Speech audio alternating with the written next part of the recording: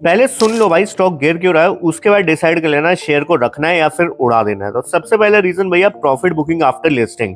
The IPO gave around 39% listing इन। अब ये बोलने वाली बातें हैं, 39% गया उससे भी ऊपर था, आप भी जानते हैं। ठीक है, मैंने भी एक बार को प्रॉफिट बुक किया था 41% के आसपास, एंड वहां से लगातार ही डाउन आता हुआ मैं देखने को मिल रहा है। ठीक है, और एक्सपेक्टेशन क्या थी पहले ये भी समझ लो। एक्सपेक्टेशन थी 30% के आसपास खुलेगा और वो खुल कहाँ गया 39% पे, 9% एक्स्ट्रा, और उससे भी ऊपर सोने का सुहागा और ऊपर चला गया था। तो ऑब्वियसली वहां से भैया एक बार को प्रॉफिट बुकिंग आनी थी। ठीक है, सबसे पहला रीजन यही है। और दूसरा रीजन आ जाता है वैल्यूएशन के concern. After listing the stock looked expensive compare to its current earning, so correction is natural. देखो इस टाइप का जेन्युइन कंटेंट लाने में बहुत मेहनत लगती है और इस टाइप का कंटेंट लिखने में उससे ज्यादा मेहनत लगती है। तो प्लीज वीडियो को एक लाइक कर देना, चैनल को कर देना सब्सक्राइब, जेन्युइन हेल्प आपकी एक तरफ से हो जाएगी, प्लीज कर देना। ठीक है, तो सेकंड यहाँ पे रीजन है भैया वैल्यूएशन के कंसर्न। इतना गिरने के बाद भी स्टॉक को यहाँ पे महंगा बताया जा रहा है उनके ये आपके जो बड़े बड़े लोग हैं उनके द्वारा। ठीक है, मैं नाम नहीं लूंगा किसी का भी, बट समझो क्या बोलना चाह रहा हूँ मैं। ठीक है, मतलब कि मेरे हिसाब से तो ये पॉइंट इतना ज्यादा वैलिड नहीं है। मेरे हिसाब से तो वैल्यूएशन एक फेयर वैल्यूएशन के आसपास स्टॉक जाता हुआ देखने को मिल रहा है। अंडर वैल्यूड तो नहीं है बट एक फेयर वैल्यूड पे है। ठीक है, और लोग अभी भी एक्सपेंसिव बता रहे हैं, मुझे तो ये पॉइंट सही नहीं लगा।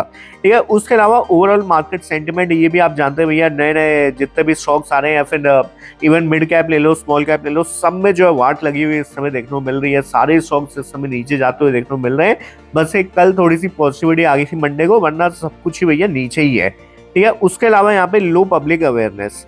The company is still small, investor need time to understand its product and client. भैया लोग इन्वेस्ट तो कर देते हैं भैया, बट स्टॉक के बारे में उन्होंने कभी सुना होता नहीं है ना, उनके बारे में कभी रिसर्च करते हैं भैया इंडस्ट्री क्या करती है या फिर कंपनी क्या करती है, आने वाले टाइम में ग्रोथ है नहीं है, कुछ भी नहीं समझते और स्टॉक को एग्जिट कर देता है। तो इनकी वजह से भी एक सेलिंग प्रेशर क्रिएट होता है। और दूसरा exit of short term trader, those who entered only for listing gain have already started exiting, जैसे मैंने यहाँ पे कर दिया है। ठीक है, तो मैंने तो सिर्फ प्योरली लिस्टिंग इनके लिए काम किया था, मैंने एक बार को प्रॉफिट बुक कर लिया और मेरे जैसे बहुत लोगों ने यहाँ पे प्रॉफिट ऑलरेडी बुक कर लिया है। अब फटाफट से तीन मेजर रीजन सुन लो क्यों मुझे लगता है कि स्टॉक में यहाँ पे अभी भी स्ट्रेंथ है।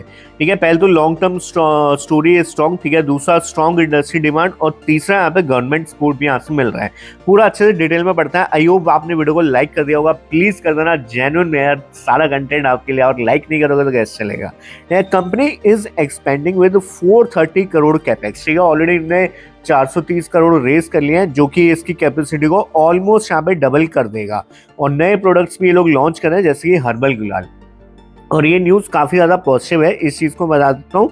ये अभी इम्पैक्ट आपको देखने का नहीं मिलेगा, बट आने वाले टाइम में लाइक लॉन्ग टर्म में अगर कोई रख रहा है इस स्टॉक को, उसका इसका इम्पैक्ट आपको जरूर देखने को मिलेगा। ठीक है, उसके अलावा स्ट्रॉन्ग इंडस्ट्री डिमांड, ग्लूटेन हो गया, मेज फ्लोर हो गया, ठीक है, स्टार्च प्रोडक्ट हो गए, इनके भैया लॉन्ग टर्म में डिमांड 100% श्योर रहेगी। और ऐसा ही नहीं, कंपनी का मैं बता देता हूँ फूड में भी काम करती है, फार्मा में भी अपना सप्लाई करती है, इसके अलावा पेपर मिल्स में भी अपने आप प्रोडक्ट्स वगैरह सप्लाई करती है। तो कंपनी का भैया ऑल ओवर इंडिया में बहुत ज़्यादा दबदबा तो नहीं बोलेंगे, बट हाँ ऑल ओवर इंडिया इनका माल जाता है। और इसके अलावा यहाँ पे लिखा नहीं है बट मैं बता देता हूँ, आउट ऑफ इंडिया नेपाल में, मलेशिया में, बांग्लादेश में भी इनकी सप्लाईज ऑलरेडी बैठ गई हैं और अब और ज्यादा एक्सपेंड ये लोग करने वाले हैं। ठीक है, उसके अलावा गवर्नमेंट सपोर्ट भी यहाँ से मिला हुआ है, subsidies from Bihar government. Bihar government की तरफ से ऑलरेडी इनको सब्सिडी मिल गई है। और capital power plant setup will improve cost efficiency. तो आने वाले टाइम में भैया इसमें आपको जो है मार्जिन भी सुधार होते हुए देखने को मिलेंगे। अब आ जाते हैं फाइनल हमारे कंक्लूजन वाली स्लाइड पे, बट उससे पहले एक काम करो, फटाफट जाओ टेलीग्राम पे सर्च करो विजू स्टॉकमेंट, फ्री में स्टॉक से मिलता है, जहां पे आप लोग बढ़िया बैच छाप सकते हैं। तो उस चैनल को ज्वाइन कर लो, लिंक आपको डिस्क्रिप्शन में मिल जाएगा, फटाफट से ज्वाइन करना। फिलहाल फ्री है, बाद में पेड हो जाएगा चैनल, कभी कभी ज्वाइन कर लो। अब आओ, but risk exist, short term volatility देखो रहेगी क्योंकि एक तो नया स्टॉक है और दूसरे भैया बहुत छोटा स्टॉक है। ठीक है, बल्कि लार्ज कैप टाइप का स्टॉक तो है नहीं, तो ऑब्वियसली यहाँ पे वॉलिटिलिटी रहेगी, जिसकी वजह से यहाँ पे जो है आपको थोड़े ज्यादा हिचकोले देखने को जरूर मिलेंगे यहाँ पे। ठीक है, उसके अलावा भैया आवाज थोड़ी अलग लग रही होगी क्योंकि तबीयत थोड़ी सही नहीं है। आ जाते हैं आगे, investor approach. If you are a short term trader, देखो इसको ध्यान से पढ़ लेना, better to avoid chasing now. यहाँ पे क्या लिखा हुआ है कि आप चेज ना करो अगर आप शॉर्ट टर्म ट्रेडर हैं। मैं तो बोलता हूँ भैया आप एक बार को स्टॉप लॉस वगैरह मेंटेन करो, 105 या फिर अपने हिसाब से देख लो, बट 105 एक जेन्युइन स्टॉप लॉस रहेगा आप लोग के लिए। या फिर थोड़ा सेफ होना चाहते हो 107 रुपए या 108 रुपए के आसपास भी अपना एसएल आप मेंटेन करते हुए चल सकते हैं अगर आप शॉर्ट टर्म ट्रेडर हैं। ठीक है, उसके बाद सेकंड यहाँ पे समझ लो, if you are a long term investor, wait for stability and accumulate on dips. मैंने आपको कल की स्लाइड में भी ये चीज बताई थी कि कभी भी शेयर जब गिरता है, ठीक है, नया शेयर जब भी गिरता है, ठीक है, हमेशा ऐसे जाता है और फिर एक कंसोलिडेशन में आ जाता है। जो नहीं है वो कंसोलिडेशन लोअर लेवल्स पे हो, ऐसा भी हो सकता है कि एक बार को गिरे, थोड़ा रिकवर करे और फिर 4-5 महीने के लिए एक जोन में चला जाए। तो यहाँ पे टाइम होता है जहां पे आपको एक्यूमुलेशन करना चाहिए। अगर आप लॉन्ग टर्म इन्वेस्टर है, एवरेज करने का सोच रहे हैं, तो पहले स्टॉक को गिर जाने दो, जितना गिरना है उसका थोड़ा बहुत रिकवर भी होगा, वो फिर 4-5 महीने के लिए एक जोन में चला जाएगा। वहां पे आप इसको एक्यूमुलेट करने की कोशिश करिए, वहां पे एवरेज करने की कोशिश करिए, ना कि अभी।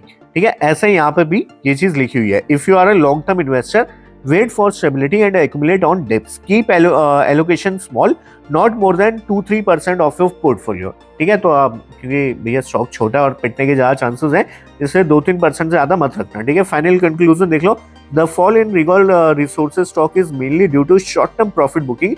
बाकी मैंने न्यूज चेक करने की बहुत कोशिश की, मुझे कोई न्यूज मिली नहीं यहाँ पे।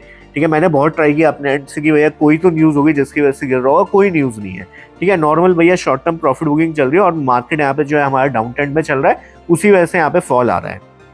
ठीक है, the company long term growth story is intact, so there is no need to panic if you are a long term investor, always invest with proper risk management। ठीक है, तो ये आपके लिए कंक्लूजन मैंने लिख दिया है। ठीक है, अब आप जो भी करना चाहते हैं अपने फाइनेंशियल एडवाइजर से पूछ के करें। ये वीडियो सिर्फ एजुकेशन पर्पस के लिए, कोई बाई साल रिकमेंडेशन नहीं है दोस्तों। ठीक है, तो फिलहाल इस वीडियो पर रुकते हैं, तब तक के लिए बाय बाय। होस्ट दोस्त ऑन एंड ओनली विशाल सुशील, चलो बाय बाय।